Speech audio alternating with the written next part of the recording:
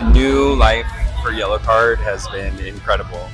I was just talking with a close friend, and she had said, you just came off one of the biggest tours of your whole career. So to think back on what we had to do to get Yellowcard back for Riot Fest and to celebrate 20 years of Ocean Avenue, it's been amazing for us. And it looks like we're going to keep going. So I'm really excited about that.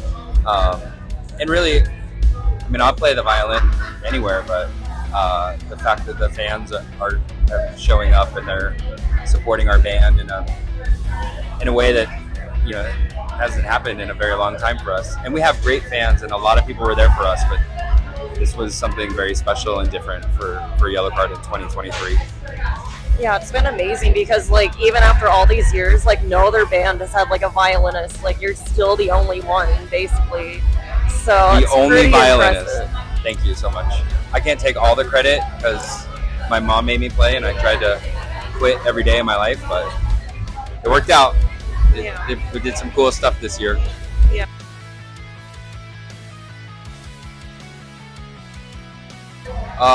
We had, well, if you don't mind, I'm going to mention two of my favorite moments. Okay, go ahead.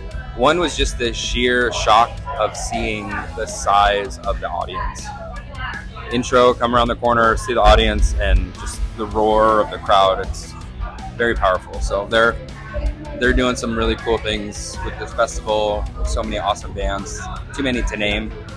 We put out a new Yellowcard collection of songs this year called Childhood Eyes, and the opening song on that is kind of like a throwback to like older Yellowcard influence sounds with some updated, you know, Yellowcard elements.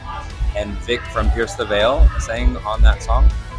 And so Vic and Tony, we were like, hey, you guys are playing near the same time. You might want to just swing by and like jam a song. And they're like, we totally would love to. So just to look over and for a brief period be a 7-piece band with Tony and Vic from Pierce the Veil. And it was just, we wrote songs for Childhood Eyes just as like a thank you. Like, we didn't think we would get to play songs or record again. I didn't think we'd ever get to play them live. And now playing arguably the biggest show of the year for us. I mean, we don't do that every day. That was incredible. So, and then Vic and Tony being there was pretty awesome. Top of the list.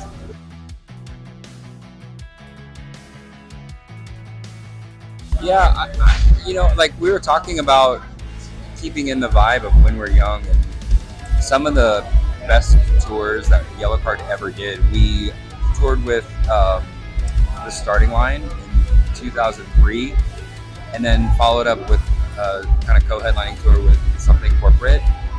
And I think just if I were to throw out something from like 20 years ago, something that's really relevant to like when we're young festival, I think if we could play Yellowcard with Starting Line and Something Corporate, like just have just a 3-headed monster tour, that would be awesome. Oh, I would absolutely. Do you think that's good? What do you guys think? We're gonna do that. We're gonna do it. I don't know if they're probably busy. They're probably too busy for us, but that'd be cool. We also had Chris Graba from Dashboard Confessional and Chris Graba from Further Seems Forever sang on our new EP. So Dashboard Confessional is pretty good at singing radical songs. So that'd be fun. What do you guys think? Is that okay? Is that an acceptable answer? Absolutely. Okay. Yeah. I would do that for like 5 I don't want to do like your guys' interview if you're not in agreement. But like this is a teamwork thing. Yeah, whatever you say, we agree. Okay, deal. I'll work on it. I don't make the decisions, but I'll work on it. But, yeah, like if you could get Something Corporate back for a tour, like. Oh, they're so good. They played on the same stage as us, and it just sounded so good. They're awesome guys.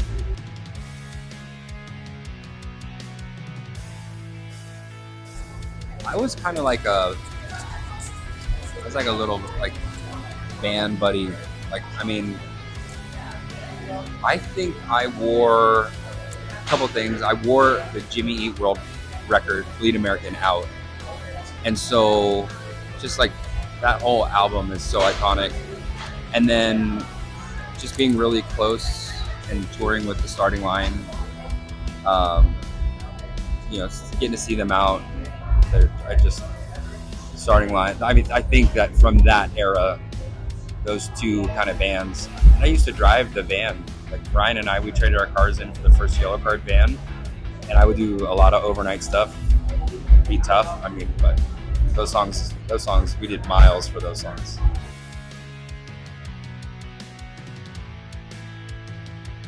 Yes, we have exciting Yellowcard plans for 2024.